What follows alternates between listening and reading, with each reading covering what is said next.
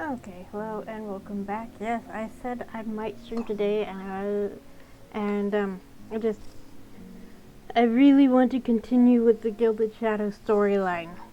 I'm really curious. I want to know what happens next. So, in case you missed it, Sunday I live streamed the demo for a new game by Gray and Wright called Silver Shields, and I really enjoyed it. There's a lot of possible ways to customize your character without actually having a character creator. You can obviously choose their name, choose their pronouns, and choose what kind of what the combat specialty is, that sort of thing. So it was really fun, and I messed around with it some more after finishing the stream, and I'll probably mess around with it some more later, but I'm saving it to enjoy. But I've been thinking about Gilded Shadows, and I didn't have anything going on today, so I'm like, yes, we are doing this. Next Sunday, I will be live streaming Andromeda 6 because the new chapter is supposed to be released. Fingers crossed. As far as I know, that's still the plan. There hasn't been any indication that they need to delay it, and if it is released on Sunday, then I will be live streaming that. And I don't know about doing Gilded Shadows next Wednesday. We'll see. I can't make any guarantees. So, I did mess around a bit. I looked at the endgame interlude. I played through it, and basically you just sit tight and let Ari and Caleb find you instead of warning Jack. And then you wake up disoriented and actually attack one of the others. And you have to be talked down, and whoever talks you down is who you romance. The tall blonde man is one of the choices. I think that's Magnus. A grumpy kidnapper, that's Caleb. A tall kidnapper is Ari, and an unfamiliar doctor is you. And then Crimson, of course, you warn Jack that the others are coming, and you go with him. And you either say, hey, I want to stick with Jack, or let them decide, and that's when you end up going with Kaisa. Kaisa, I'm not sure how to pronounce it. But of course, that's not what I ended up picking for this playthrough. I may be messing around a bit with my saves, because apparently there's a limited number of spots to save your game, which I think is kind of silly. Especially with so many routes to play.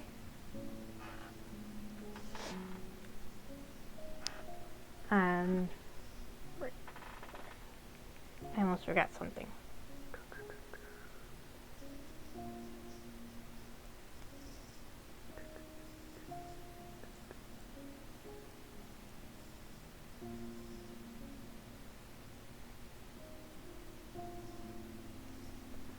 Okay, so we left off with chapter 4. Basically, what's happened is you decided, I've decided to go ahead and become a consultant for, I guess, the police department is what it is, what it boils down to. So you'll be helping, using your Esper abilities to help solve cases.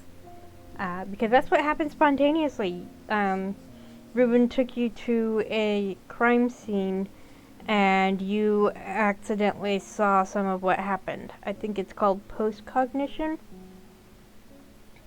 But basically, precognition is when you see something before it happens, which we saw that happen in the common route when the MC got a flash of Ari looking down at her in the cafe, basically.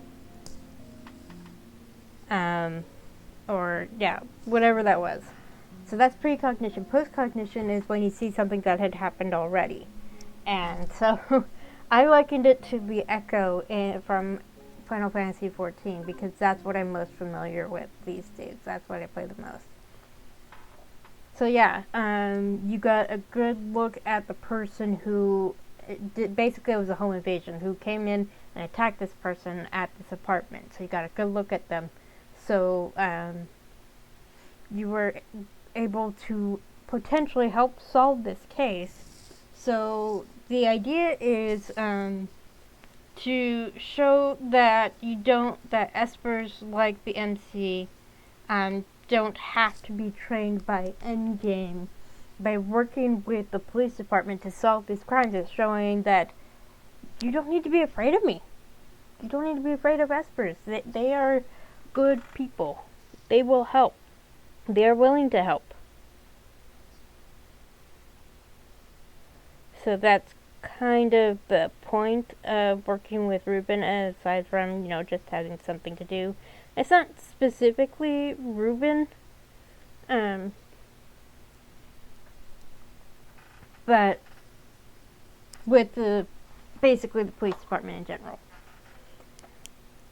is to, just kind of carry on and show that, yeah, I'm not a danger to everybody around me, not like people have been saying. So here we go. The following week was quite busy. I wasn't thrown into casework right away. No one wanted a repeat of what happened at my first crime scene. It was very traumatic because, of course, Dahlia, that's her name, didn't know what was happening to her.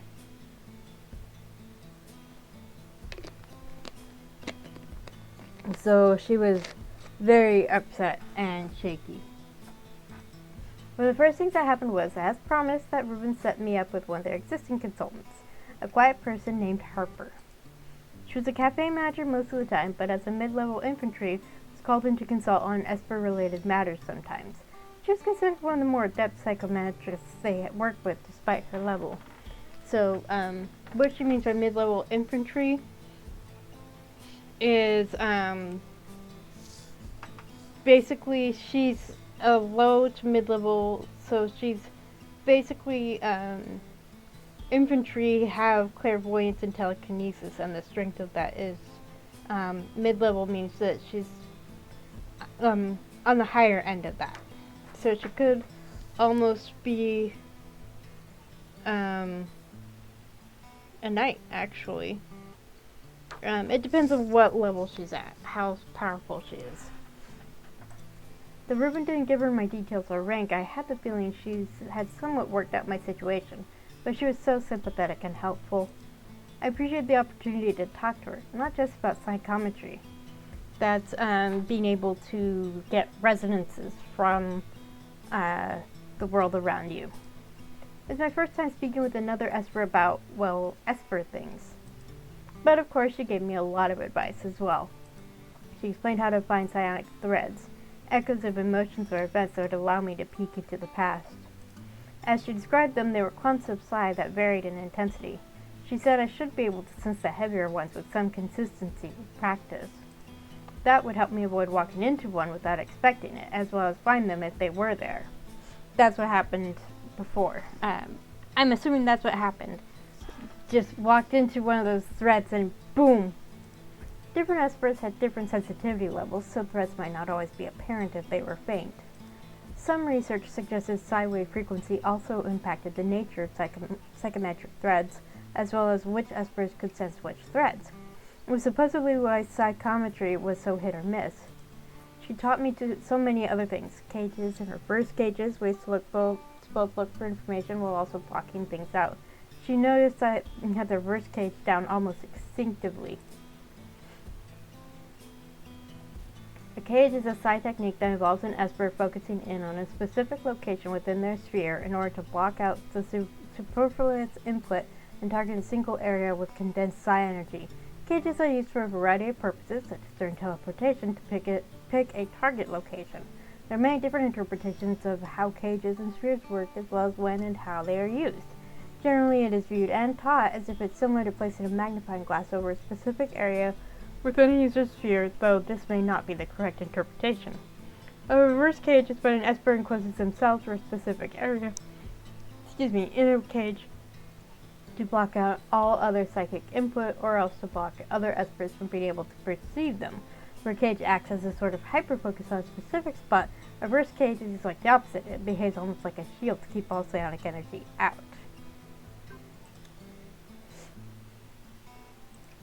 And finally, she taught a protective technique, a sort of mind shield that would also keep me protected from unwanted post-cognitive experiences. That's important, that's helpful. Yeah, reverse cage, that's how she's been able to pass for a non-Esper for so long. I only had 2 meetings with her, but it was invaluable information. I was so grateful to her for taking the time and to Reuben for helping us meet. Amid all that were developments regarding my registration and my living situation. Reuben was officially assigned as my protective agent, not something he'd normally do, but they weren't used to handling ranked Espers in their program and wanted someone with experience working with them. And by that point, Reuben and I were already accustomed to one another. They were looking for a place of residence for me in its subdomain district. I would stay with him until they did. I'd heard the phrase, your situation is unique, about 1,000 times. I was starting to think that my situation was unique. The inquiry regarding everything was underway, and it had cycled out of the news for the most part. The triad was officially investigating. There was no movement from Endgame. At least not outwardly. Their silence was ominous, though I might have been the only one that felt that way. My living situation was temporary, but I was doing my best to settle in as much as possible. Updates would be sparse going forward unless something major happened, like Endgame crawling from under their rock and trying to stake a claim over me again. Or so Reuben said now that the bureaucracy was engaged. So we were at least taking Endgame science as an opportunity for me to make some waves with my supposedly amazing science skills. Which brought me to today's activity, which was my first consulting case. It wasn't visiting a crime scene though, not this time. We were visiting a hospital instead. The patient is in a coma, so we haven't been able to ask questions, but we believe the attacker was an Esper, which is why my division is handling the case. And why do you think that? Psionic attacks can disrupt a person's psi waves, even people at the planetary standard. The patient encountered some kind of psionic disruption, so that's the theory for now. You want me to confirm that? Hi, James. I know it's a weird day for me to be doing this. If you can confirm anything at all, it'll be a step up from where we are now. The truth is that psychometry is almost never triggered by a person, usually a location or objects. The belongings he had with him when he was attacked are here though. I'm hoping to get something from those. Anything at all. Huh. Reuben stopped in front of a door to a private room, pressing a button to open it. The inside was dark, and I could hear the faint beep of medical equipment. Anyway, here we are. They've given us about 20 minutes with him. I can wait outside if I need to. I don't think that's necessary, but I'll let you know if you're too distracting. It's Reuben, of course he's distracting. I doubt you struggle with finding me distracting, but I'll try to stay quiet in the corner. I stepped inside the hospital room, studying the man on the bed. He was unconscious, of course, gaunt and unmoving. Ah. I was wondering if we could see behind Reuben, but I guess not. Poor man. Reuben came inside after me, pointing to a little cabinet in the corner. They said his personal items are still in there. Apparently his family has never taken them home. It includes what he was wearing and carrying with him the day of the attack. I cast a sympathetic look at the bed as I passed by it on my way to the cabinet. There we go. Interesting. So, obviously I played through the endgame interlude, and the previous background and this background were used in that. So, I mean, a hospital is a hospital. But I will say that different hospitals look different. With luck, I'd be able to at least help find the person who did this to him. Though that wouldn't wake this guy up. Reminded me of something Reuben had said to me a while ago. People in this line of work didn't correct injustice. By the time they got involved, injustice had already been committed, and they couldn't undo that. Yep. Standing in a quiet hospital room, holding someone else's watch in my hand, trying to see psionic echoes around it, and could feel that heaviness weighing down on me. I didn't feel any of these supposed psionic echoes with any of his items, though. The frustrating thing about psychometry, at least from what Harper said, was that no one really understood why one event would leave traces behind while another did not. I get that. Bigger budget but still dressing sets. Yeah, I don't know if it's one person doing everything or if they farm it out or something. But I mean, you have the background, why not use it in as many scenes as you can?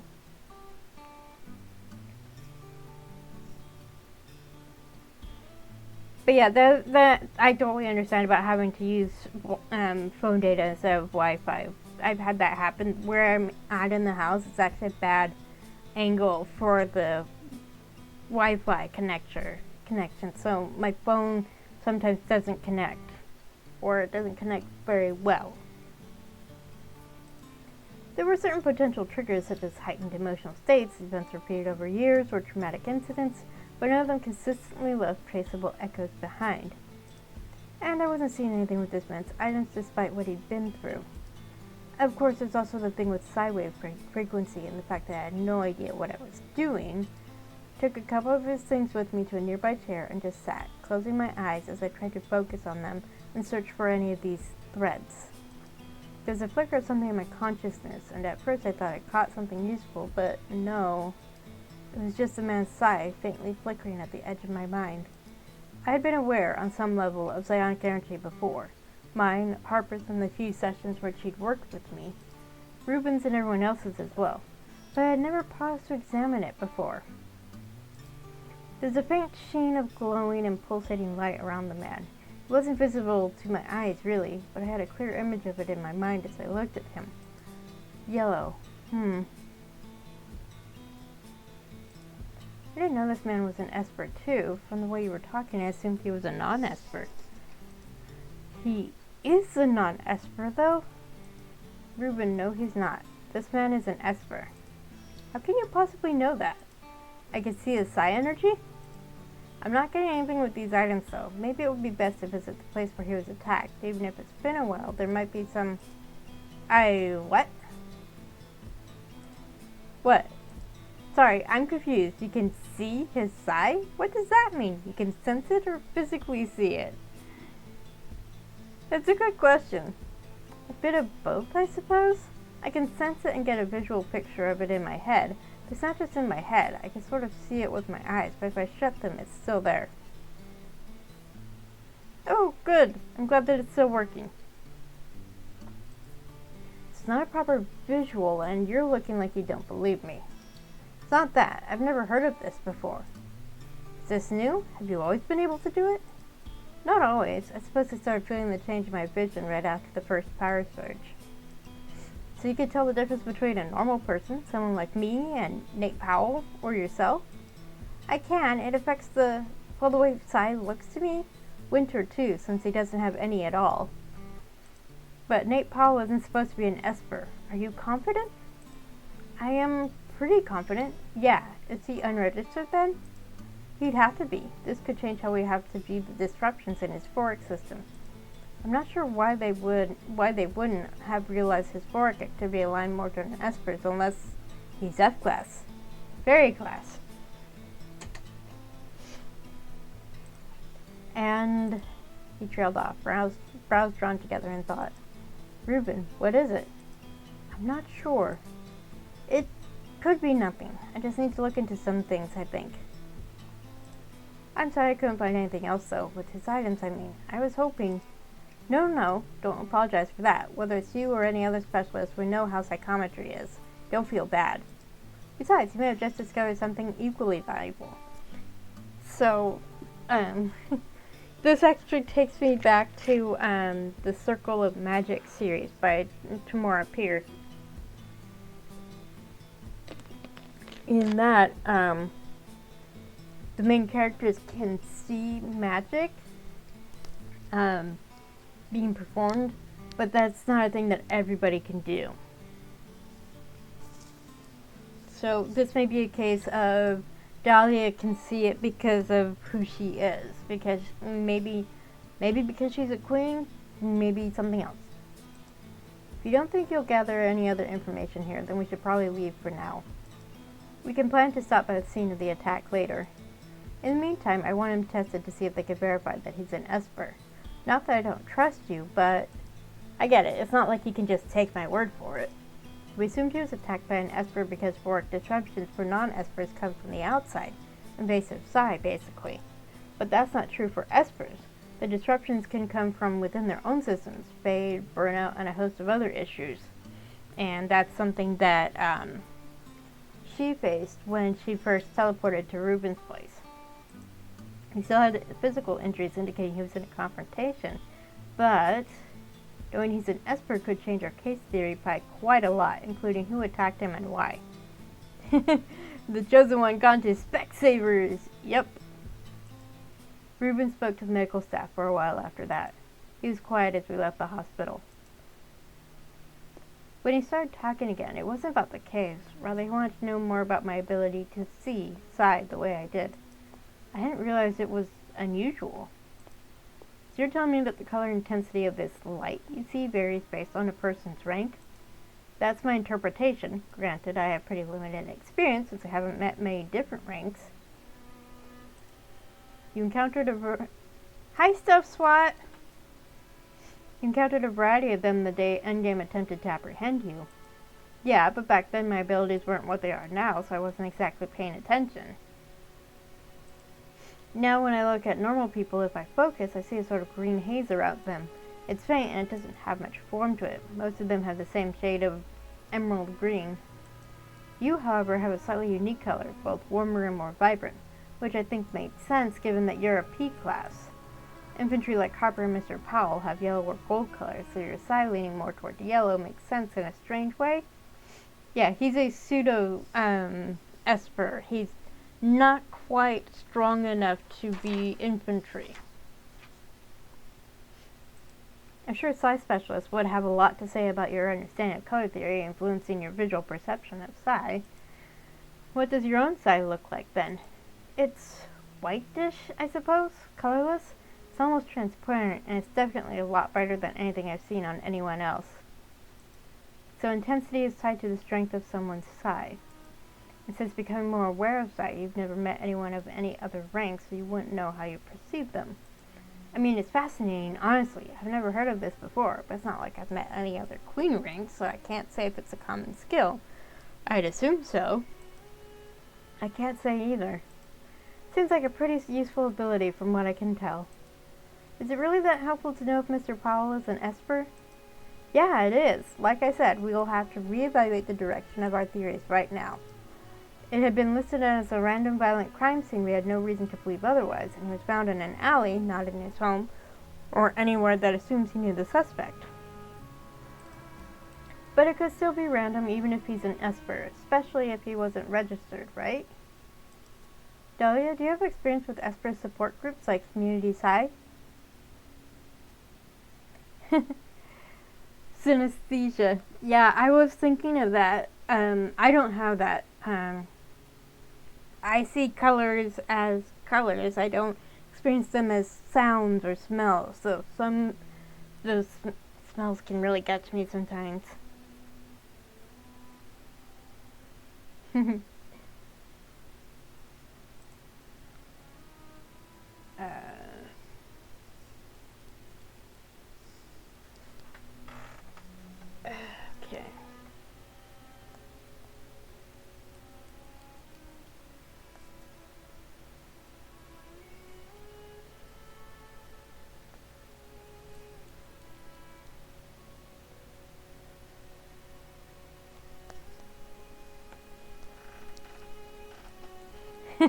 There was actually a character that did that. I don't know if you were there for the first the initial part of the story.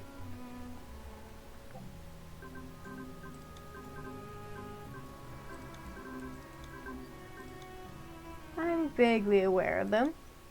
I'm aware of them. I won't say I have experience with them, but I know vaguely what they are.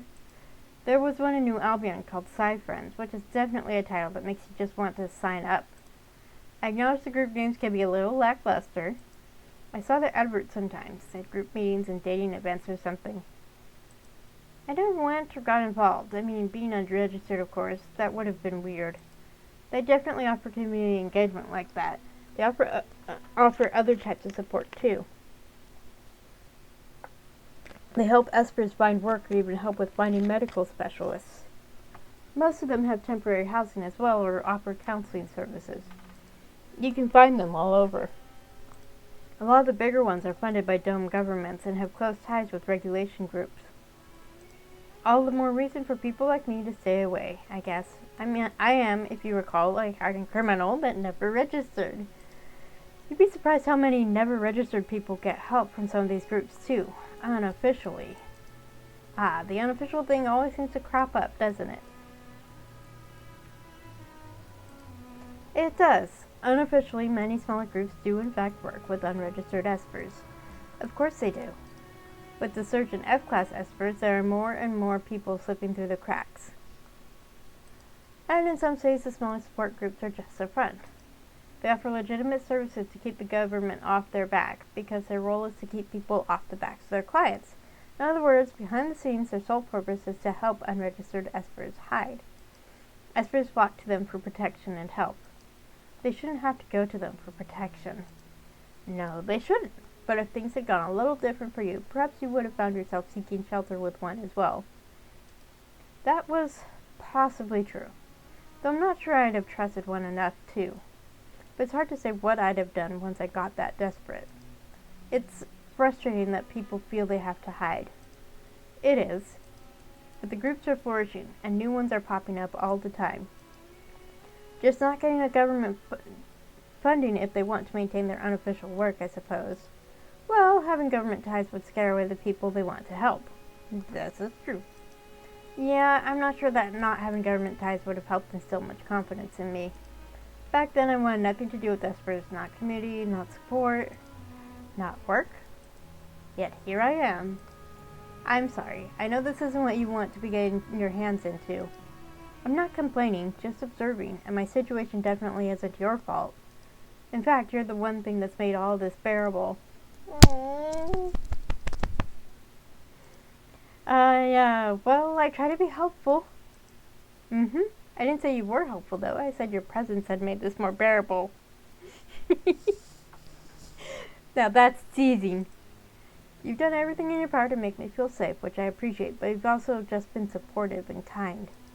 And you are genuinely nice to be around. I think it would have been much worse if I had fallen in literally anyone else's lap, even if they tried to be helpful. Oh, well, you can fall in my lap anytime you... Wait.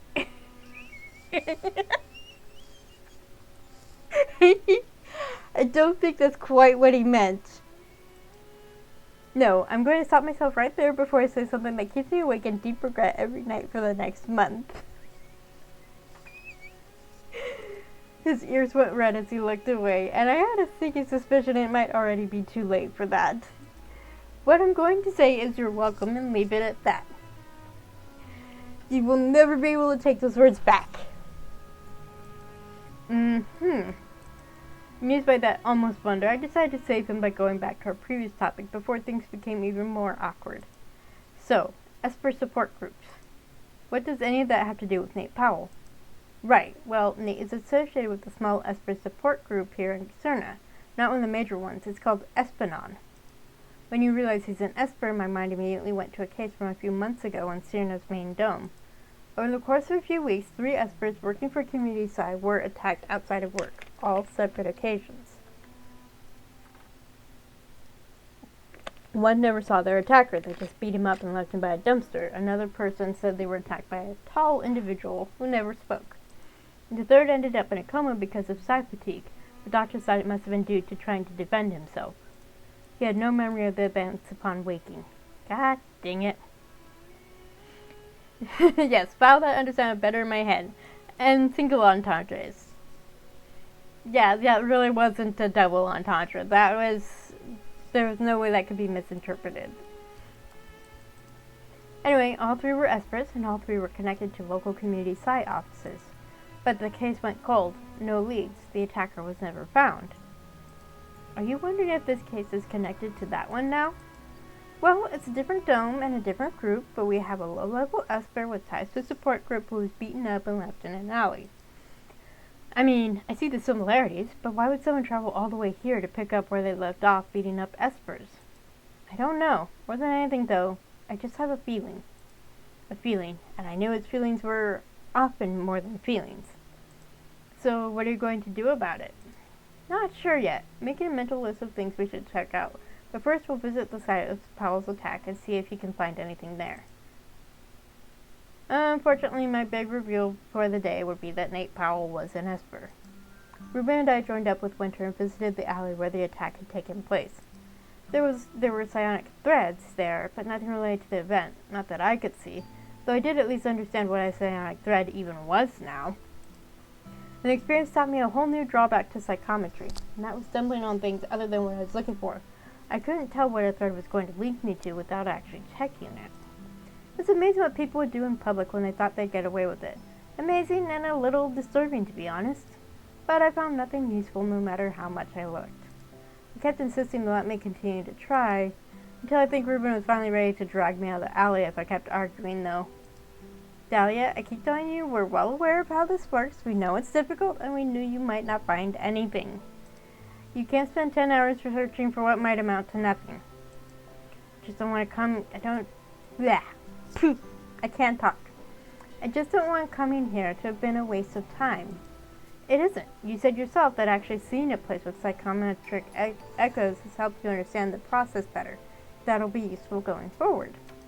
Still, even if it wasn't productive for the Nate Powell case, there's still value in you having the chance to practice. You're not wasting our time. Winter's right, Dahlia. This is just one case. We have dozens you might be able to help with. I suppose that's true, but it was frustrating that it wasn't working. I'm supposed to be a queen rink. I should be good at this. But you're just starting. You don't have the practice. You need to work on it. And plus, if there's nothing there, there's nothing there. Not even having a queen rink is going to do you any good. How did I stumble into some psychometric experience at one crime scene, yet I couldn't catch even a hint of something useful here? There had to be something. It's also been some time since the attack.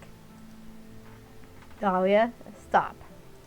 One of his hands slipped over my eyes, covering my view of the alley. That's enough. You've been trying for a while now, and you need to rest. I hope you realize I can still see even when you do that. I know, but please, listen to me.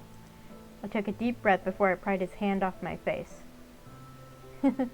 I noticed the change in Winter's expression, so I was like, what happened? What did I miss? Because I focused on Reuben. Fine, I will stop for now, and I'll try to be more patient in general. Good, I want to get you home so you can rest. Winter and I have some digging to do, too. I'll be going back to the office for a while. I'll call you from there while you get this one home. Alright, we'll see if we can connect Nate back to the community side case from before. And I also want to look more into Nate's group here. Just on the off chance it's being unregistered indicates a bigger problem with it. Well, if one of its lead admins is unregistered, there's a good chance there are others. You think we're unofficially helping rogue Espers? Most likely. And as much as I wish it wasn't the case, there's a higher prevalence of Esper-related crime related to some of these groups and the sub-communities they're involved with. There are a lot of desperate people seeking help with them. And desperate people sometimes get involved in the wrong things when their other options run out. So we find little pockets of problematic behavior with these unregistered groups. No matter what my gut is telling me, we should cover all our bases. Alright, I'll be in touch. Talk soon. Reuben and I headed back to his place where he was intending to work from his home office for the remainder of the day. I hope you're not so quiet because you're still beating yourself up over not finding anything in that alley, Dahlia. I'm not beating myself up. I'm just frustrated.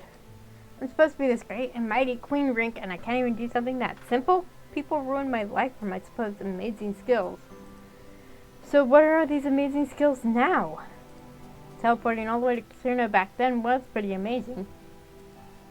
Am I only allowed to do amazing things when I'm in an absolute panic? I'd like to be able to do them on command. Would be helpful. In my experience, it's sometimes hard to do small things consistently and with intent than it is to create an occasional amazing accident. I let out a loud groan, dragging my hands down my face. I just thought it would be easier. You didn't strike me as someone who's expected things to come easily, more as someone who's used to working hard for them. I shot him a sour look, which he returned with an amused grin. I'm too tired and cranky and hungry for optimism right now. Sorry. I'll try to be less encouraging until you've had food. It's not the encouraging part that makes me want to throw you out of this moving vehicle. It's the part where you clearly find my frustration amusing. Please don't do that. At least not while it's set to manual. I guess I would like to avoid another incident where a car I'm in drives into a wall or something.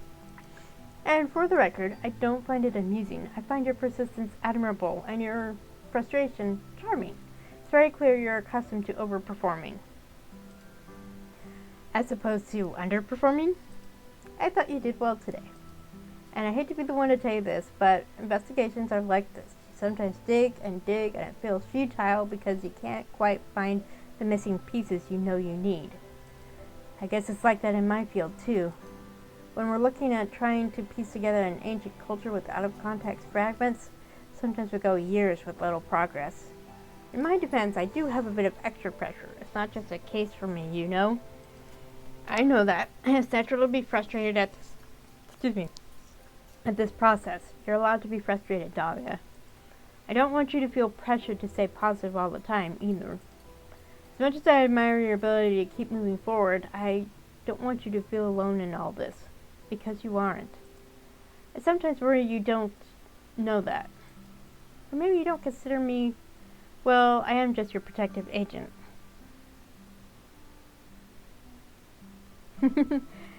Yeah.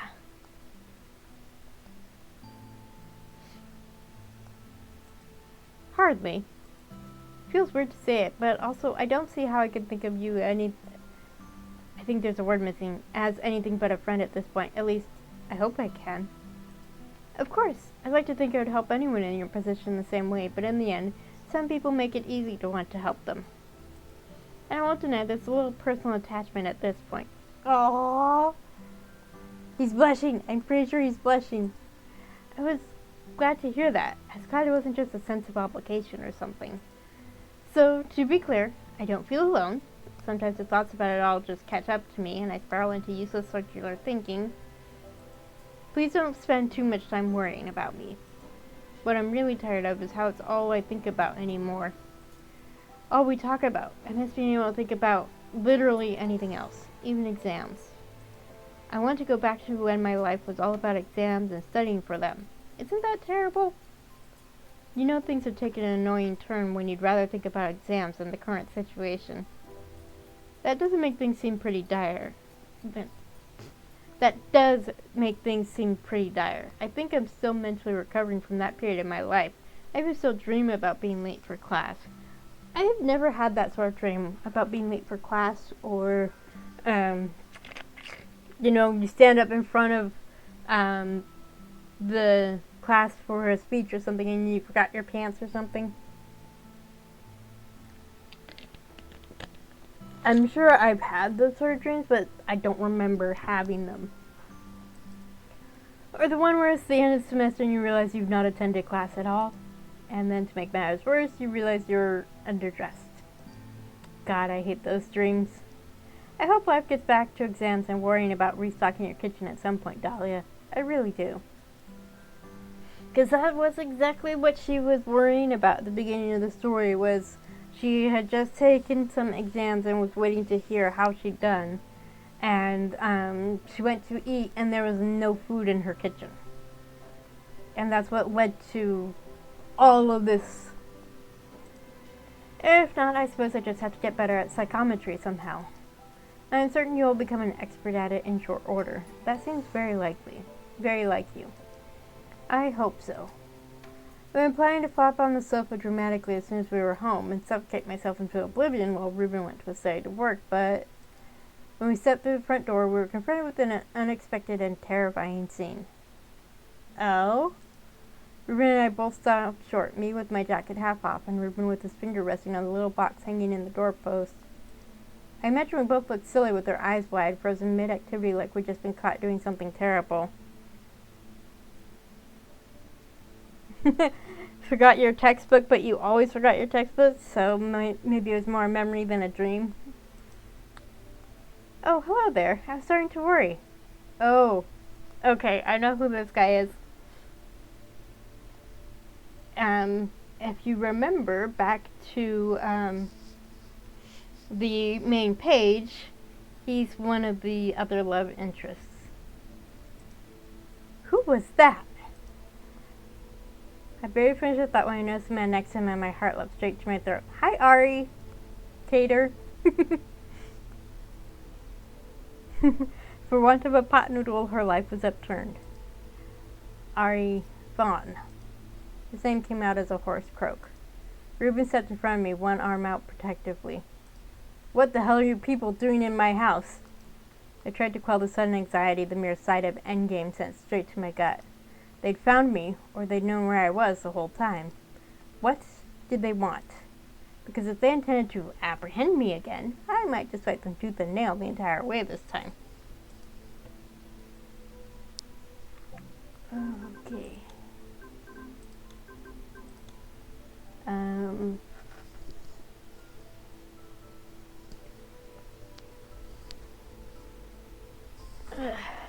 okay.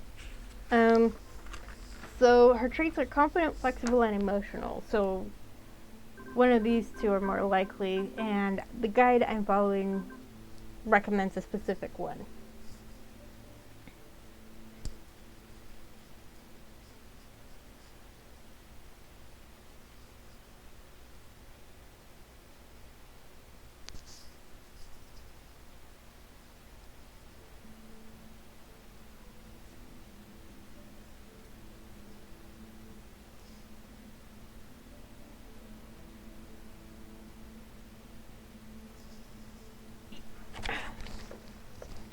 I forgot to grab an eraser.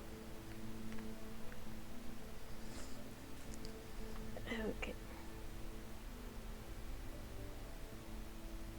So apparently, I've heard this from other people. They don't teach cursive writing in school anymore. Everybody prints. It's weird to not write in cursive. Stepped around Reuben, easing his arm away. I knew he was giving me a surprised, worried look, but I needed to do this myself. Keeping my voice as steady as possible, I leveled what I hoped was a neutral stare at the blonde. I had no idea who he was, but it didn't really matter. I knew who he was with. Based on his clothes, I didn't think he was a normal agent. I'd also like to know what you're doing here, though I assume it's to do with me. How clever you are, Miss Blumenthal. It is indeed. And I instantly disliked him. Well, I'm probably not clever enough to break into someone's house when they're not home, but I like to think I'm pretty intelligent. What exactly can I do for you? Oh my, it appears we've annoyed you, haven't we? You would annoy me less if you told me who you are and what you want. No more kidnappings, I hope, because if Ari gets within an arm's reach of me this time... Now, that was a simple attempt to apprehend. I wouldn't call it simple, all things considered. It wasn't following usual procedures, I note. But surely you didn't come to rehash something that's been all over the news for days anyway, did you, Mr. Ulrich? So Reuben, of course, recognized him, and I recognized him, but I wasn't going to say anything.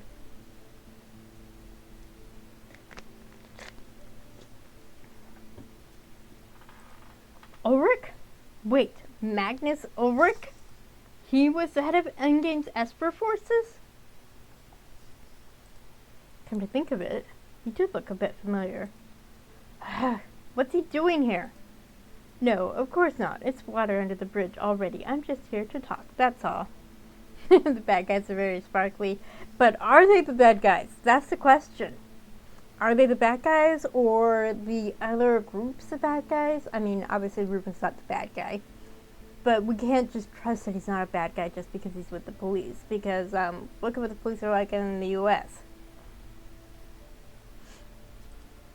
Do you always break into homes when you want to talk to someone? Only if it is more convenient. Alas, I was afraid we'd catch too much attention waiting in the hall. I do hope you understand. We meant no harm. Yeah, I'd believe that more if you weren't blocking my ability to contact my partner.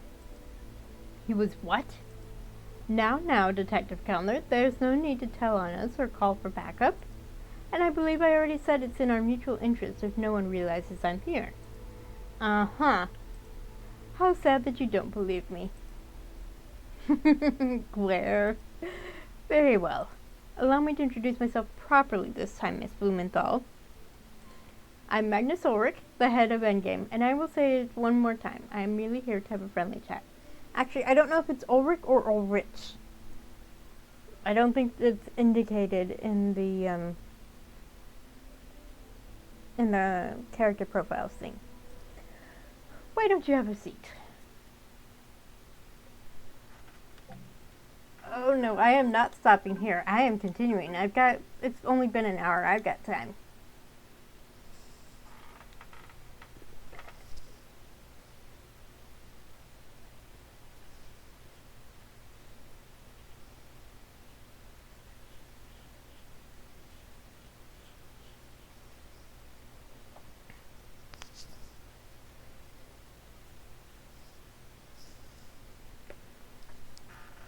Proper order of things. Yeah, I think the Age of Science as well. I've seen that sort of name before.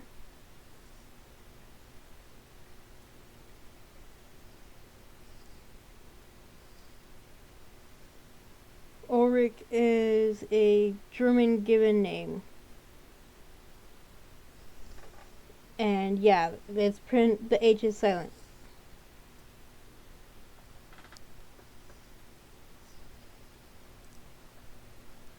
Magnus took a sip of tea as Reuben and I hesitantly moved towards the sofa.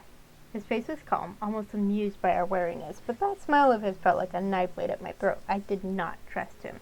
So, funny thing, if you decide not to talk to Reuben in the first chapter, you can run into either Magnus, although he doesn't give you that name when you speak to him, or Kesa, who also gives you a false name if you talk to him. So you can have already run into Magnus if you decide not to talk to Reuben. He set the teacup down again with a soft clink, giving Reuben an expectant look. He looked for all the world like he belonged here, though he very much did not. Reuben glared at him, then cut his eyes towards the kitchen. At least you didn't leave a mess, I suppose. He did. I cleaned it up. Ari. You can project strong magnetic fields. It's not indicated yet what rank he is in the story, but I know from looking at the profile what his rank is. But I'm not going to say. Must you behave this way in front of the guests, Ari? I swear you have no manners. Didn't I raise you better than this? I believe you and I are the guests, or technically intruders, and you had no involvement in raising me, I hope you realize. Magnus gave him a poisonous look that Ari returned by raising an eyebrow. For a moment, neither spoke, but Magnus eventually let out a sigh and turned back to us. Please ignore him. He has the social skills of a potato due to his extremely questionable upbringing. Potato. That seems to be a common affliction for endgame agents, if I'm going off the ones I've met so far. Yeah, because, if you remember, Caleb was described as a grumpy kidnapper. And if you pick Caleb's route, the reactions, you kind of, your mouth kind of runs away with you because your brain is just fried, basically. And there's definitely some snickering going on from the other people around you. For a split second, Magnus stared at me in surprise before he let out a short bark of laughter. There was almost a slight shift in his demeanor after that, a softening of that sharp smile. Odd. It is at that, I'm afraid. Well, as you said, it's obviously something about how they're raised. Yes, that does seem to be the case for us all, doesn't it? At least they didn't appear to have the intention of grabbing me and teleporting away. Ari would obviously have attempted it already. For the time being, I perched on the edge of a chair, ready to dive out of the way if I had to. Reuben followed and leaned against the side of the same chair, not moving from my side. Aww. I was grateful for his presence. Now, you don't have to look so anxious. I've said I just want to talk. The last time I met some of your agents, they seemed pretty opposed to talking, so I hope you'll understand my reluctance to believe you. We were following orders. I'm aware that's probably the case, but from my perspective, it doesn't change much. You realize I thought I was being abducted? I was terrified for my life. And all it would have taken was someone saying, we're with Endgame, to at least give me some level of comfort that I wasn't about to be horribly murdered. We were not permitted to tell you until... I don't care what your orders were. Your orders were wrong. Unfortunately, our goal was to take you without making our affiliation known. I realize that doesn't undo the experience you had, but given how easy it is to monitor situations from afar, this required that we not mention our affiliation at all till we were certain we were in a secure location. Not even to you. Those were the standing orders regarding your retrieval. Normally throwing little Kale under a bus is quite entertaining, but in this case he was doing as told. Kale being Caleb. But why? Why was it such a stupid order in the first place? I know the public statement, but I also know full well you aren't snatching children off the streets without a word. Why would you do it to me? I suppose an explanation of sorts is warranted after all, though it isn't why we're here. To put in the shortest possible terms, there were concerns for, by and large, the safety of your family, just as we've stated to the public already. I hope you realize that by the time Endgame learned of your existence, Dahlia, may I call you Dahlia?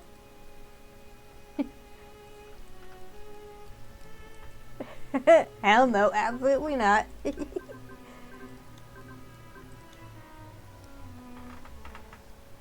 Some of these options are interesting.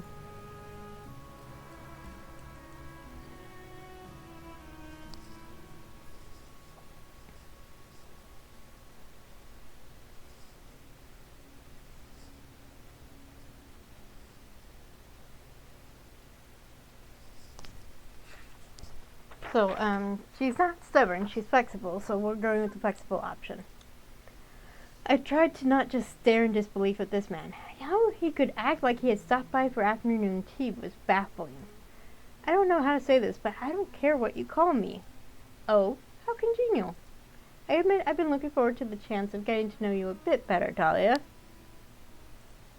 Really? It might surprise you to learn I see us as somewhat similar, despite that I was born into Endgame and you spent your life outside it. We both went into a very small subset of an already tiny community, and our skills and potential set us atop that community in a way that can be isolating. Far more, I think, than you have learned in your short time in the spotlight. Oh, so he wasn't happy being an Esper either? Is that what he was getting at? I struggled to sympathize with his putting us in the same basket, though perhaps that was narrow-minded of me.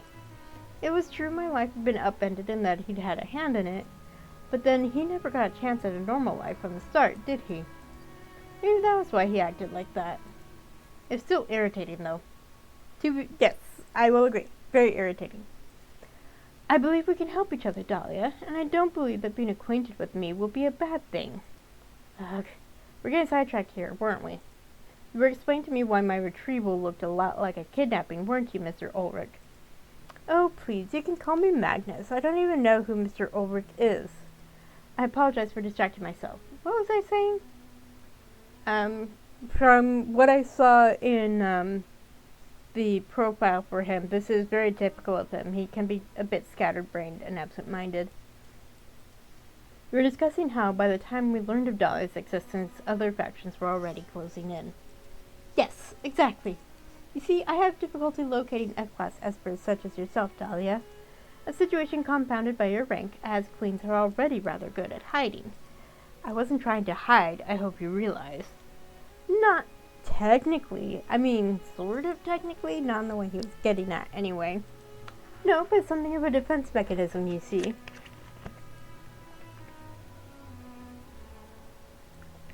Most queen ranks blend in with the non-espers around them, mimicking their psi on pure instinct. Our previous queen rank did much the same thing. It's something we're quite familiar with when it comes to queen ranks.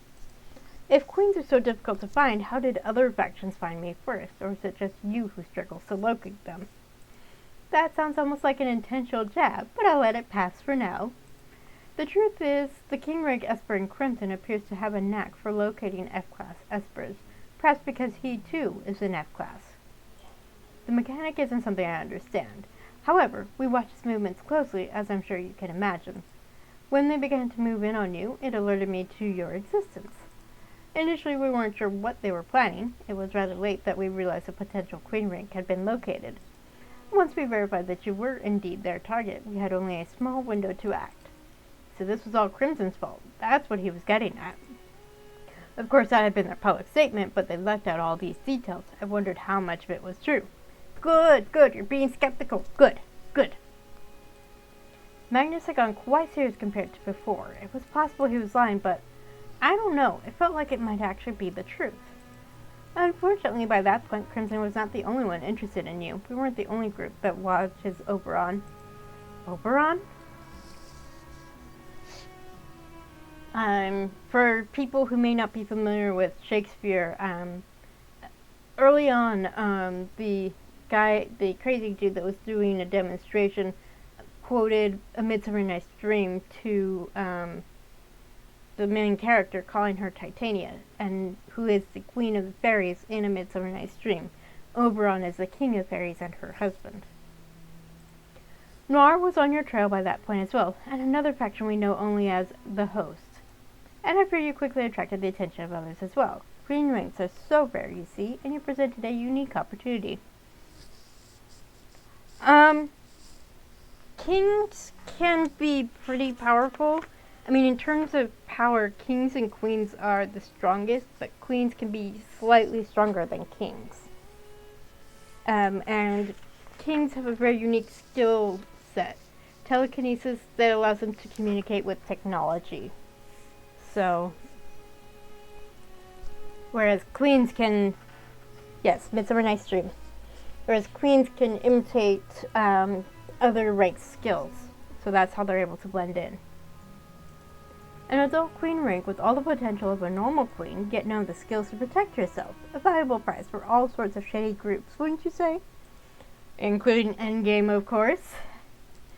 Oh my, are you suggesting Endgame is shady? Are you suggesting Endgame isn't? Yes, I love having Reuben there. Not at all. Most of what Magnus has taken his time to explain is what Endgame has already shared about our motivations. Our goal was to apprehend you in a way that would point the finger to a group others would assume would be unmoved by any attempts to harm your family. Had others known it was Endgame that had taken you, we would have been required to relocate your family and likely alter their identities for their protection. We wish to avoid such a big upset for your entire family. Because, if you play some of the other routes, you find out that she has basically at least 4 older brothers, and then both her parents are still alive. So she has quite a large family who would all be affected by having to relocate. If you weren't afraid of looking like kidnappers, you could have just taken me in the middle of the night. Wouldn't that have been easier? We couldn't have ourselves looking too efficient, could we? Nothing would scream Endgame's involvement louder than you simply vanishing from sight. Endgame, not a sinister name in the slightest, right? Right? And obviously by the fact that there is a romance route for Reuben, who is not part of Endgame or Crimson, there are other routes that are not affiliated with either of those groups as well. I think it's 2 others besides, and obviously 4 for Endgame, 2 for Crimson, and then 3 for non-Endgame or Crimson. Are you suggesting you made a show of it, then bungled it in order to look less adept? Well, I wouldn't say it quite like that. We wanted to look less efficient than we could have, or to have Crimson, Noir, and the others all fighting amongst themselves over who got to you first. But Arya and Kangla bungled it entirely on their own. The car explosion was not in their orders. Little Arya came up with that on his own. We were being tracked and pursued faster than we anticipated. It was necessary to improvise. Yes, I managed to somehow get through your exceptionally dry mission report. I'm aware of what happened. Dahlia, I'm sure that from your perspective, we did look like mere kidnappers. But I hope you can at least understand that if we did not move quickly, you could have ended up in the hands of people far more unsavory than Endgame.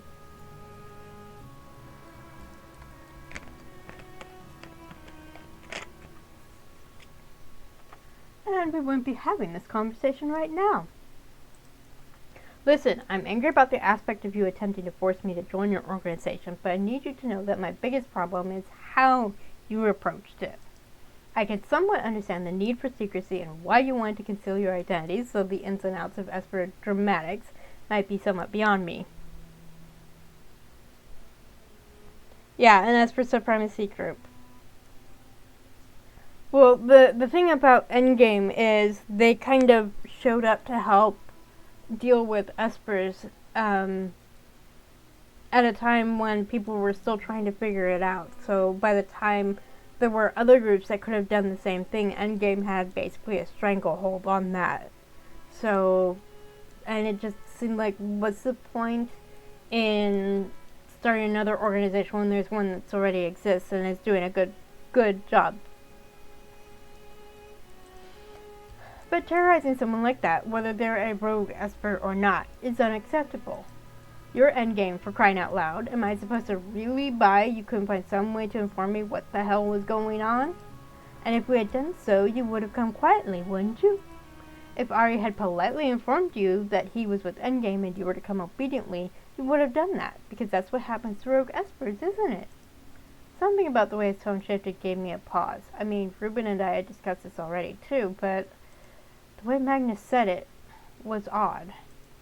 And if that had happened, you would be at our headquarters right now, beginning your training, becoming one of us, a dutiful little agent. And you never would have questioned whether you had a choice, because we are so adept at ensuring no one believes they do. Magnus. Isn't it interesting, though? For not telling you the truth, we caused you to fight against that destiny, didn't we? You fled Ari and Caleb, you fled Jack Visker? I'm not sure if the C is soft or hard. And now you're sitting before me, armed with knowledge and a chance, a small one, but a chance to remain outside our illustrious group. Grasp. Why was he saying that like he was glad that was the case? Maybe I was misreading him? You've been up to some interesting things since you eluded us, haven't you, Dahlia? An Esper consultant? How very interesting. Is your goal to gain support from the Triad with the hope they'll fight any attempts to force your recruitment? Prove that you're not dangerous, but rather valuable? This is exactly why she's doing this, but I hate that he's figured it out. Or is it to call into question Esper policy or throw into relief the need for clearer direction on the fate of adult Espers? Win over public opinion with your efforts. What are you... Magnus held up a hand, cutting him off. Then let me tell you something. Endgame has been in an uproar over you for days, and there's been a lot of internal debate regarding what to do about it. Our council has been arguing non-stop. The ruling body that has the entire organization, the 9-person council, is made up almost entirely of non-Espers. Right. I already read this before. I just have to remember who their council was. And are you here to tell me their decision in person? Hardly. They're unaware of this little excursion and would most certainly not approve of what I intend to do. In fact, they would be quite annoyed with me were they to discover I came to speak with you. Then why did you? I enjoy antagonizing them, for one. Honestly, from what little I've gathered about Magnus, more from the other bits that I've read, that is entirely in line with his character. But more importantly, as I said before, I believe we can help one another. I have no intention of taking you anywhere against your will. I won't force you into Endgame, or smear your reputation like the Council wants. They want to what? Magnus, I don't believe it was necessary to share that information. Why not? It's her reputation at stake. Isn't it fair that she know what's being plotted behind her back?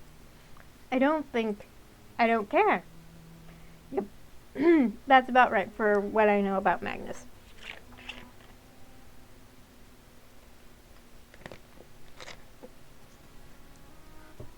You see, Dahlia, our dear council just think it was a monumental shame you elected not to register yourself. It was, of course, your legal responsibility. Which puts you in the unfortunate and shameful situation of being non-compliant in a nation that values compliance a great deal. Hard to register yourself when you don't know you're an Esper. Oh, please, we both know she was well aware she is an Esper. Perhaps you were unaware of your rank, Dahlia, but it defies belief that you never had a single instance of unconscious use of Psi. You knew, and we know you did. Thus, they're debating weaponizing that against you. New Albion would never encourage non-compliance. Why, it would be the downfall of civilized society. Oh, please. In short, by overstating the potential harm caused by this, by insinuating something more sinister was at play, by using other personal information about you, such as a certain incident from primary school, they do expect they can make a case against and force New Albion's hand. You will come to Course Lars for training, and when we elect to keep you there, New Albion will support us. So rather than simply insist on training, they were going to attempt to make me seem dangerous? How can they who is this council anyway? I thought you were in charge. That isn't entirely accurate. I'm afraid I'm the highest ranking active agent. True. It was, however, the council that insisted on our retrieval strategy, at the behest of a group of bishops who advised that certain futures ahead of you were undesirable. Agents follow my orders, yes, but my orders are meted out by the council, of which I am sadly an outnumbered member. I can see you're confused. I fear I don't quite have time to delve into all of Endgame's internal struggles, or my long history with them. I will say that of the possible outcomes of your situation, you chose one of the least likely, something I find very interesting. What do you want from me, Magnus? Why are you really here? Though it's a little outside my usual, allow me to be forthright. Endgame needs to change. It's rotting from the inside out, and has been for decades. My understanding is that Detective Kellner also believes organizations are doomed to such a fate when they've been around long enough. How do you... Magnus waved a hand as if the answer was obvious. Please, don't pretend it's difficult to find out what you do in your spare time. Your footprints across the net are easily tracked for someone like me. But perhaps it will surprise you to know I agree with you. And like you, I'm interested in changing the current policies regarding Espers throughout the triad. Because outside change will force inside change. If Endgame needs reforms, then why? Because I am outnumbered, Dahlia. I have no support, and the kinds of changes we need require support, or a catalyst. I thought perhaps once you were inside, you could be the sort of catalyst that could shake Endgame to the core. Perhaps even break it, uproot the council, and force a rebuild. What? Wasn't that a little extreme? Now I'm really intrigued by what's going to happen with Magnus's round. I am absolutely going to play through them all. But I've come to believe you can do the same from the outside. The council bends easily to outside pressure in their attempts to maintain their precious balance. Having you on the inside might be useful, but having you out here can serve a similar purpose. What in the world was this man saying? He wanted me to change the endgame from the start? I can see it surprises you to know that not all of us agree with the stranglehold endgame has on the Esper community. Sure as hell surprises me. Habits are a frightening thing, aren't they? Society gets used to a certain flow and ceases to question it after a time. But endgame's flaws are increasingly apparent to those of us inside it, to those of us born into it, or those who have been there most of our lives and still have the freedom of thought to question it. However, changing the direction of an organization like this is difficult, sometimes impossible, for those same people. Especially without a large shakeup, something to shatter the illusion and wake up others to the problems. And that's what you want me to do? It's what I want to help you to do. Glanced at Ari, who for the first time seemed uncomfortable with this conversation. He looked away when our eyes met, a frown crossing his face. So you're hoping I can manage to convince your council they don't need every single Esper to join Endgame? No, nothing like will convince the council of that. I want you to convince everyone else. Endgame doesn't create laws and policy, Dahlia. We manipulate them, but ultimately we do not wade into the politics. The things you're hoping to achieve by making a stand out here, by making a statement about possibility, by drawing attention to the painful restraints Espers live with, I want you to succeed. I can't help as much as I'd like, but I can offer you time. Though my ability to do even that is limited. Offer me time? You mean holding off the council for a while, I assume? How? Delaying decisions, for one. I'm quite good at it, actually. You'd be surprised at how annoying I can be. I don't think that would surprise me. I like that. That's cool. How mean. How exactly are you going to delay the council? I have my methods. Among others, I put forth a proposal for a hybrid position, a sort of Esper Reserve Corps, something that would allow people to live outside and be called up only if we need them. Esper Reserves? There would also be a consultant here, something similar to what you're doing now, but that would require people in your position to report back to us. And proposals for outsourcing training, and much more, some of it far beyond a realistic ability to implement. But implementation isn't the point. I doubt we can make much of any of it work, but it's meant to present a seemingly reasonable compromise, if you will. Unfortunately, I tend to draft proposals very slowly, and I make so many mistakes they need to be edited multiple times. I'm quite forgetful as well. I have a bad habit of forgetting meetings and misplacing things, which slows things down even more. I am also a very busy man, so things like this can take weeks to draft, if not months. Then they must be adjusted, voted on, ratified, or rejected. It's a lengthy process, and of course if these proposals were to leak, the council could hardly reject them outright. And then we would have to discuss it with the outside as well. It's always nice to get outside points of view, after all. There would be so many calls and meetings. Bureaucracy always takes so very long. So So his goal was to use the process as a way to make them hold off on immediate action, and apparently slow things down even more by being inefficient. All to give me time to prove myself out here, to prove I didn't need training, that ranked Espers weren't a danger. One of our most prominent bishops has agreed to help by insisting it's not the right time to press the issue as well. The council puts great stock in her advice and for the time being has agreed to wait. And you came all the way here just to tell me this? I thought it might be helpful for you to know what's going on behind the scenes rather than being left in the dark. Everyone works better in the light, don't you think? Without feeling like you're waiting for things to fall apart? This was unexpected.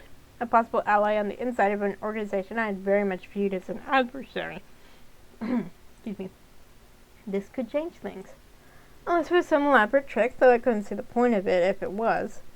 I do believe you are in a position to take a stand, but it will be a difficult journey, and you won't succeed on your own.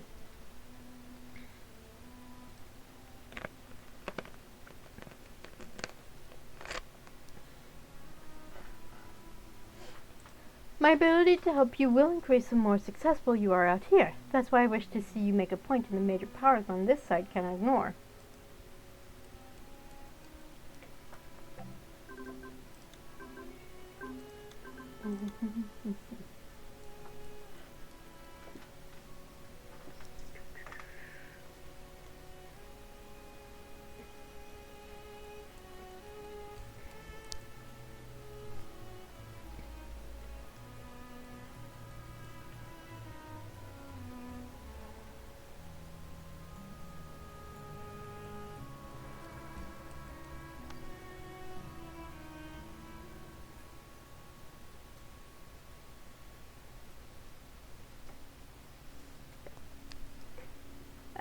Obviously, she's confident, not cautious, so I'm going to pick that option.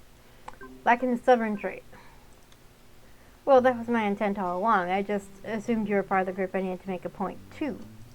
Then I'm pleased to say that I'm not.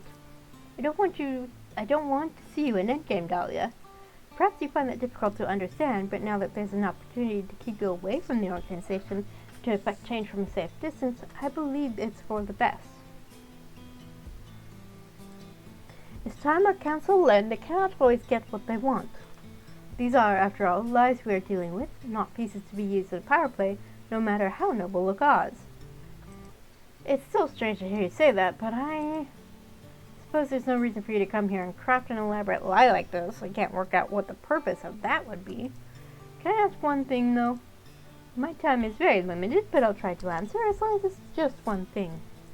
The changes you want to see in Endgame, how widespread is the mentality that change is needed? I mean, Arya's been standing here the whole time listening in. Is he in agreement with all this? Arya is one of our most dutiful agents. He joined Endgame at the tender age of 3, as his abilities were awakened rather early. He is, of course, an F-class such as yourself. I don't believe my childhood is under discussion, Magnus. Perhaps not. However, did you think you're here now just because your effective mode of transportation? Dahlia, there are other agents who believe much as I do. It might surprise you to learn that Caleb Zhang is one of them. Agents who are torn between Endgame's purpose and the way it exercises its power are not uncommon. And there are also agents like Ari who haven't yet learned to question it, but I think it's time they learn to do so. The mentality that Endgame needs to change is growing, but those of us hurt most by the organization are certainly the ones who feel most strongly this way. I'll leave it at that. Hurt by the organization. It's almost like the only two classes of agents were those indoctrinated since a young age, but those Endgame had somehow harmed. That flew in the face of everything I thought about Endgame. Everything most people thought about them. But in this, I thought Magnus was most definitely not lying. And that was sad. Unfortunately, it looks like my time is wrapping up. There's no need to answer every question in a day. I'm certain we'll be in touch. However, a few more points. First, I suspect you would be best served staying where you are for the time being. I know there's been discussion about moving you to a residence of your own. The council are not above making decisions without telling me, and we do have groups that specialize in moving in the shadows to do things the public might find questionable. Ooh. Furies are a secretive group that operates within the shadow of Endgame. It is comprised of high-ranking Espers many of whom are strong enough to sit on the guard. They operate at the exclusive order of the council and carry out covert operations. Oh, so like CIA or something like that. They'll be more hesitant to mobilize them against you if you're here. They won't want to involve a civilian like Detective Kellner, particularly since that will also rile up you'd fall. With you here, it's much more difficult to cover up your disappearance since it would inevitably involve tangling with a special investigator. Second, you should be able to contact your family freely going forward. I'm aware you've spoken to them on a restricted channel, though that won't be necessary any longer, but I recommend you not discuss meeting me when you do. You never know who might be listening. And finally, I will be giving you unofficial access to our long-distance psi training courses. You may find them useful. Like it or not, learning to use psi will benefit you. Somehow it feels like I need to get used to the term unofficial. Because that's what they were just discussing in the previous chapter. It's remarkable how much unofficial business happens on this planet. We certainly like to think only half the world is shrouded in shadow. But there are just as many on this side of the planet, and the light always throws them into much sharper relief. I suppose it's always like that, on this world or any other. Unfortunately, I suspect you may be right. But I agree with you. The training courses will be helpful. They're geared toward infantry, all-rounders with weak psi, and their purpose is to teach control over practical application.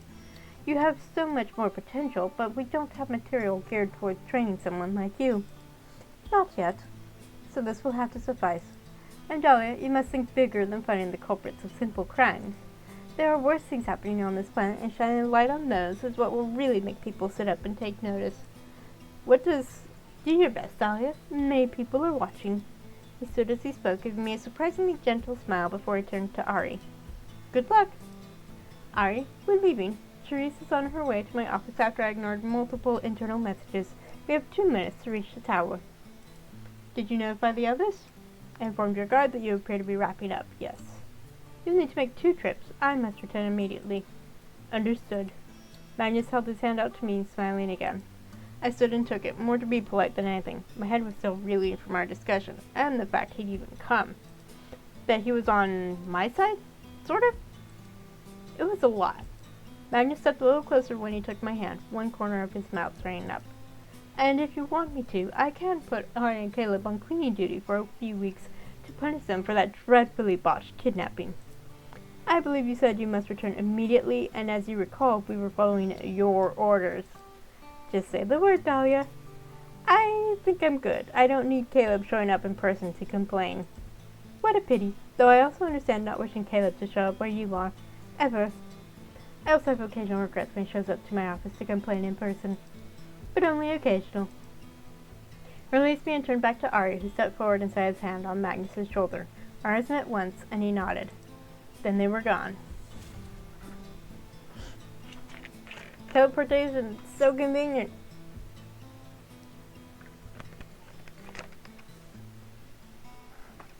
For a moment, I stood staring at the empty space, unsure what to do. I sat back in the chair, eyes glued to an indiscriminate point ahead of me, mind going back over what had happened. That was weird. Looks like my system access is back. I guess they're gone. That had really just happened. Magnus Ulrich came and laid out that kind of plan to me. Reuben sat on the corner of the sofa, giving me a worried look. I'm okay. I'm just trying to get my head around that. Do you believe everything he said? Any bad feelings? No bad feelings, no. I just need time to digest all that. It doesn't feel off, surprises and all.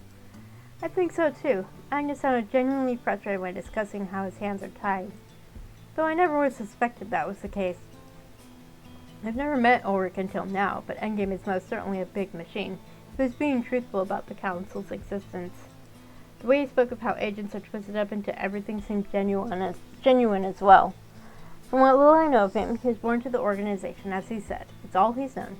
Of course, the incident 10 years ago with the previous queen was... Recall how he disappeared from the public eye for a while. He was quite young when that happened. I believe we're the same age. Having that much responsibility so young... Remember how I talked about the way kids are raised in the academy, then naturally become agents as if it's required? That almost definitely applies to him, that guy with him. anyone else he met, too.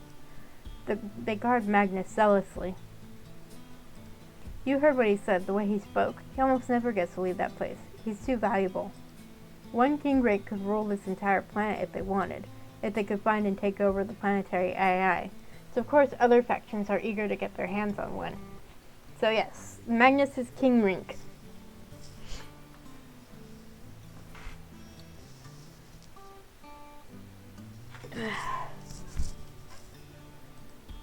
Even more than they wanted you. The AI? That's their worry with King Rinks? Part of Endgame's original mission was to protect the AI, you know. That's why they're still protective of the wastes. And I had never thought about it like that. Reuben stood and picked up the teacup Magnus had left behind, carrying it to the kitchen. He paused halfway there and glanced back at me. I have to take this call. Sorry, but it looks like Winter's been trying to reach me for a while now. I'll be right back. Of course. I didn't even look up as Reuben disappeared into his study.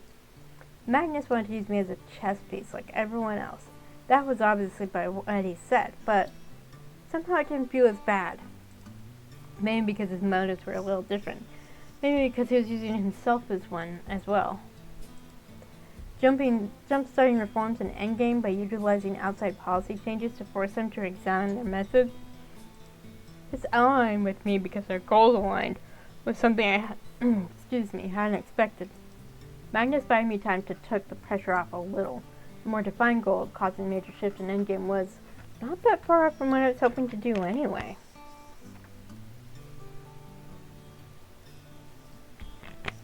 Before, though, it was just a side effect to my personal goals. Now it was the main point. There was an enormity to it that eclipsed everything else from before. I feel like this is going to throw off my entire afternoon. That was fast. I told him I'd call him back. He could tell something was up, though I didn't give him any details. Sorry. It's hardly your fault. I think we've had this discussion several times. But let's not have it again. Why don't we get out of the house for a little and clear our heads? Don't you have work? It's not going anywhere. For a moment I felt a pang of regret that was disrupting his life yet again, and that it would continue. Come to think of it, Magnus had suggested I stay here with Reuben a little longer, like at his house. What did that mean for the efforts to find my own place here, and how long would that last? This was above and beyond what Reuben should have to do, but I already knew he wouldn't complain about it. I bet, with all this frustration, you'll be careful about helping random Espers in the future. Though I didn't give you a choice when I materialized out of thin air. You're not a random Esper, Dahlia. I was when I first showed up. I guess it proves Espers really are a danger. Dahlia. I stood and gave him a cheeky grin. We make it impossible to focus on work. No one gets sleep because we take over your beds. Your tea vanishes because we sneak into your houses. Very dangerous. An easy smile slipped over his face as he guided me towards the front door, despite that we'd only just come home a little while ago. Some of us don't mind losing a little sleep for the right Esper, or person in general. That's relief, because apparently I'm going to have to keep disrupting your sleep since people are still out to get me. I am less than thrilled at the prospect of anyone being out to get you, but you can keep disrupting things for me as long as you want.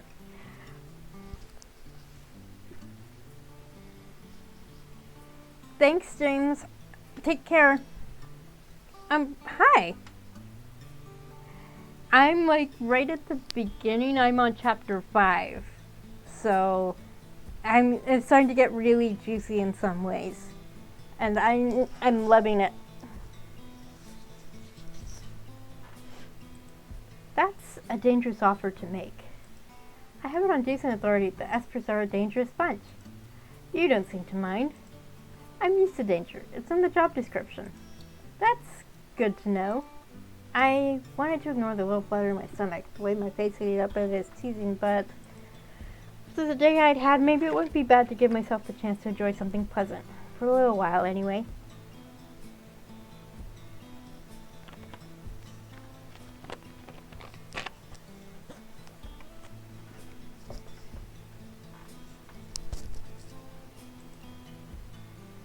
Reuben had said he had a spot he liked to go to clear his head, and he suspected I'd like it. Hi, Asia. Nice to meet you. On the last route, that would be... Is that you?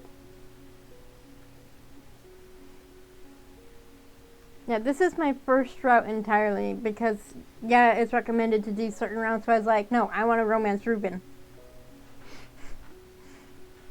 I have been wanting to romance Reuben since I played the demo. So I was like, I don't care what the recommendation is, I'm gonna romance Reuben.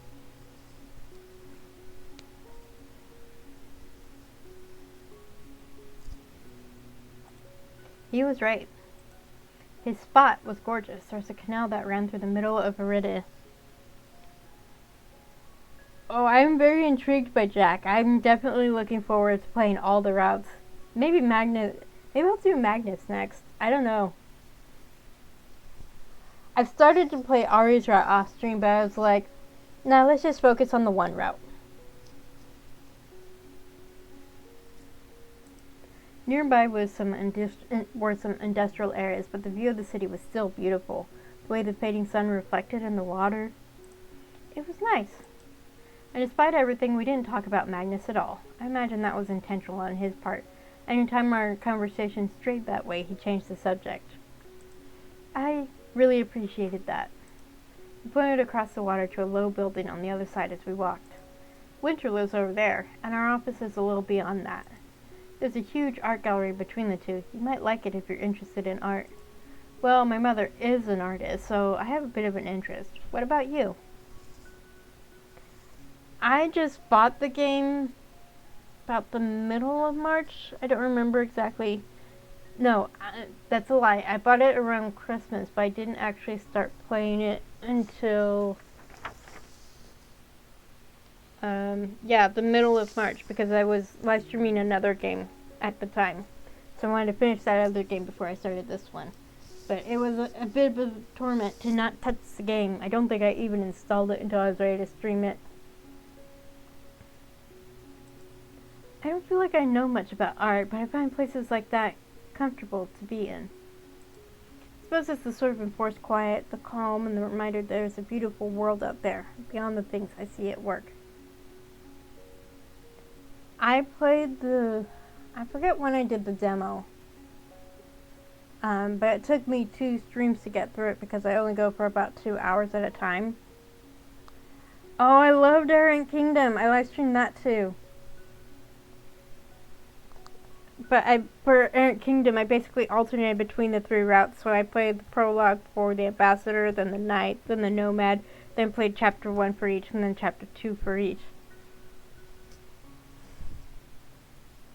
Have you played When the Night Comes? It's by the same team that did Errant Kingdom.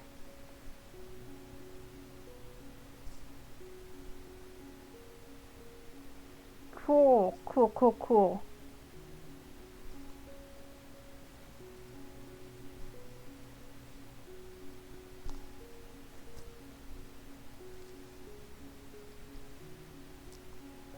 So yeah.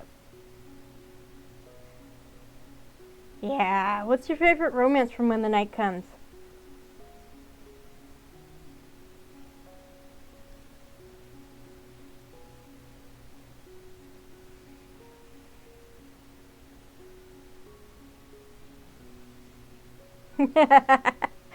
Yeah, I love Esper and Finn, but I love my ladies. That's really my only main complaint about Gilded Shadows is that it's all men that you can romance. You can only play a woman. But I get it, and I knew that going in, but I'm still enjoying this. It's still a great story.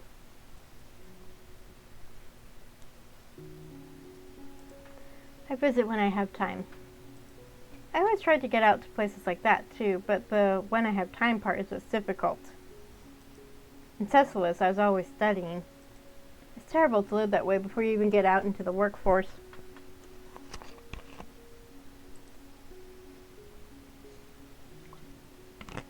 There's a system there. If you want to be at the top, you make that sacrifice. Change your wallpaper to them. Actually, my wallpaper on my phone, not the lock screen, but the actual screen, is from the Arcana. It's a Peppy, which is Portia's kitten. Well, she's not a kitten, she's a cat at this point. But I have a few prints from When the Night Comes. And yeah, I have a couple from Errant Kingdom as well. I'm looking forward to Call Me Under. I went out sometimes. I mean, sometimes just to cafes near my place, but museums and things like that when I had the chance.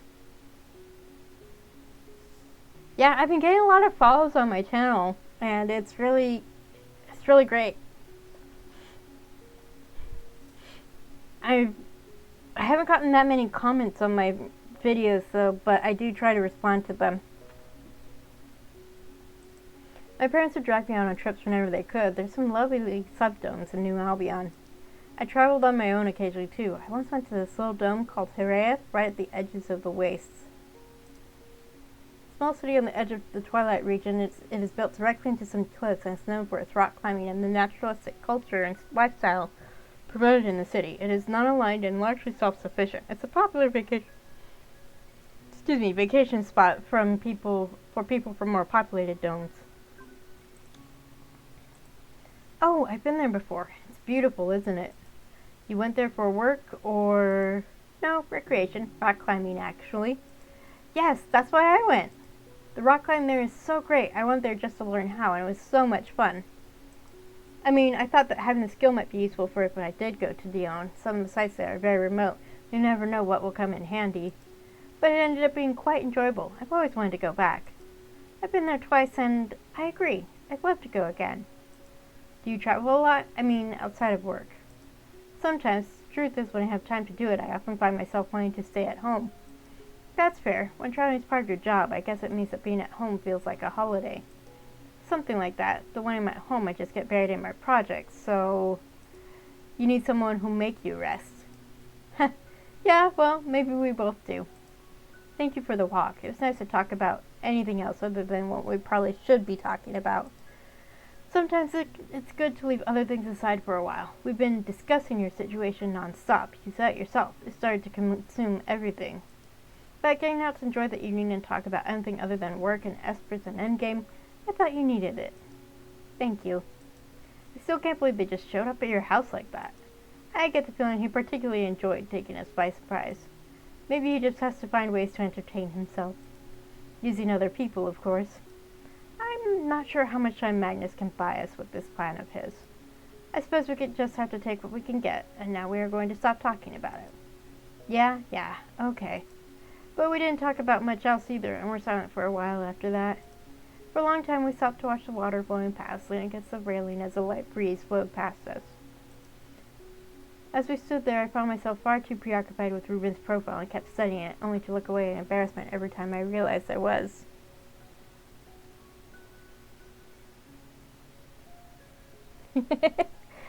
Your own order? That's fair. I mean, there's a recommended order, but it's ultimately our choice. Oh, that's lovely CG. Oh, he's so pretty. They're all handsome. But oh gosh, Reuben. Ah! I wanted to glance back again moments later as if unable to help myself. Every so often he smiled slightly and I would wonder what he was smiling about.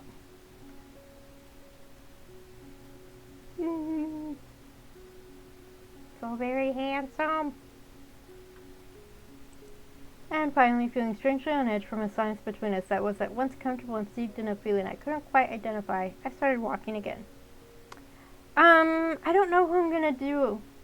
I mean, I'm very tempted to do Magnus. And just from that interaction with him in the apartment. I mean, I did start Ari's route, but I'm not, like, completely sold on it. I'm kind of tempted to do Jack because he has blue hair and blue is my favorite color. But we'll see. I won't stream it though. Once I finish Reuben's route, that's it for live streaming. The rest I'll do off stream. And I'll move on to the next game. Hopefully Call Me Under, but I have a few other games.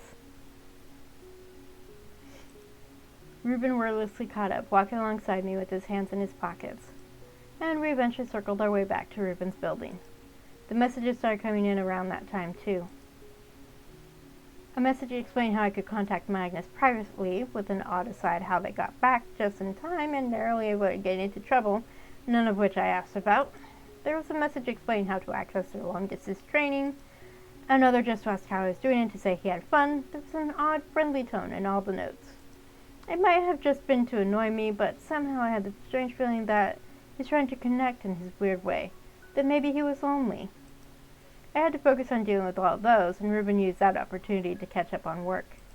And later we cooked together in his small kitchen, then found ourselves on a sofa talking about normal things, mostly. We talked about some of his hobby cases, and more about rock climbing. We stayed until pretty late, and the only reason either of us went to bed was because I had started to fall asleep. I had been laying my head against my arm, which was draped over the back of the sofa. I must have shut my eyes because I felt his fingers brushing my cheek. When I opened my eyes, he froze, then gave me a sheepish smile. Tired? A little, I guess.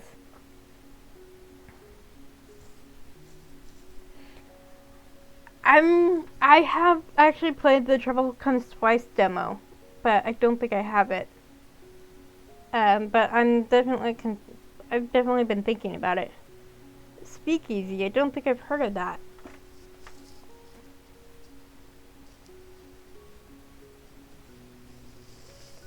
I found the game I was playing before this one, Heart of the Woods.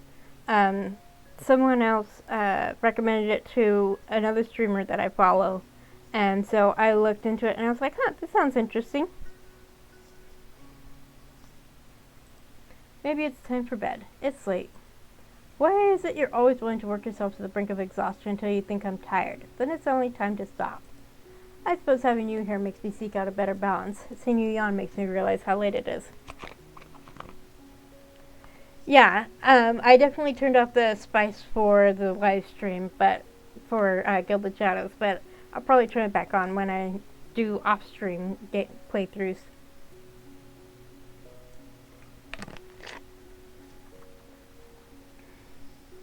Well, I wrote down the name so I can look at it myself and see what I want. See if it's one I might consider getting. There are other games I have on my wish list that I haven't gotten yet. Yeah, I saw the announcement. I got it in my email. Because, of course, even though I don't have the game, I'm still following it just to keep an eye on it. And, of course, when the second Our Life game comes out, I'll be streaming that. Does that mean you're giving me your study key to look after overnight? Maybe not tonight. I knew he'd be up working long after I went to bed, but I went anyway. I laid there for a while thinking about everything. I'd been longing for normalcy, but I was starting to get used to this, to get comfortable, to get attached. I couldn't do that though, not in this situation. No matter how comfortable Reuben was or how easy he made it, I had to keep reminding myself that this was temporary and we weren't in a position for feelings to develop. Feelings didn't always care though. I was really going to be careful about that going forward, but I was already doubting how successful that would be. Okay, that's it for today. I would love to keep going, but my voice is starting to fade. I can feel it.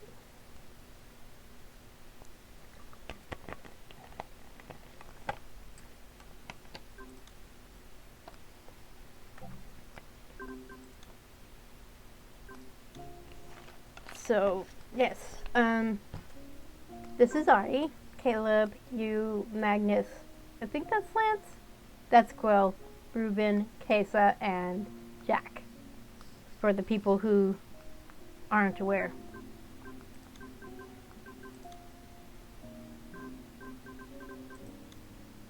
Yay!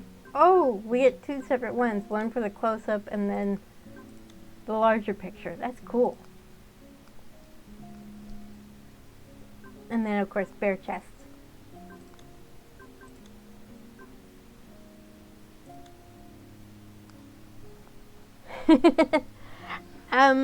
I can't say if I have a favorite yet because I'm only playing the one route so far.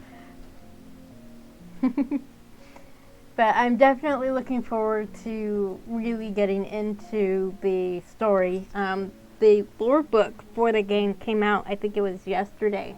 But I am not going to get it until I actually play through all the routes. because I don't want to get spoiled more than I already have, just from the bits that I've seen. Yeah, so I'll be back on Sunday to play the next chapter of Andromeda 6, provided it's out, which it should be. And probably I might stream Gilded Shadows next Wednesday. But regardless of whether I stream on Wednesday, I will be streaming the next Sunday. And thank you for showing up, Asia. I usually announce on my Twitter on my Blue Sky that when I'm going live, and of course, if you follow my channel on Twitch, you can find out. You'll get alerted. And as for my YouTube channel, I will upload this in. Well, I'll probably upload it like today or tomorrow, but it won't go live until probably Saturday. So the YouTube videos are always a couple days behind the actual stream. Yeah, so everybody take care, have a great week, and see you next time. Bye!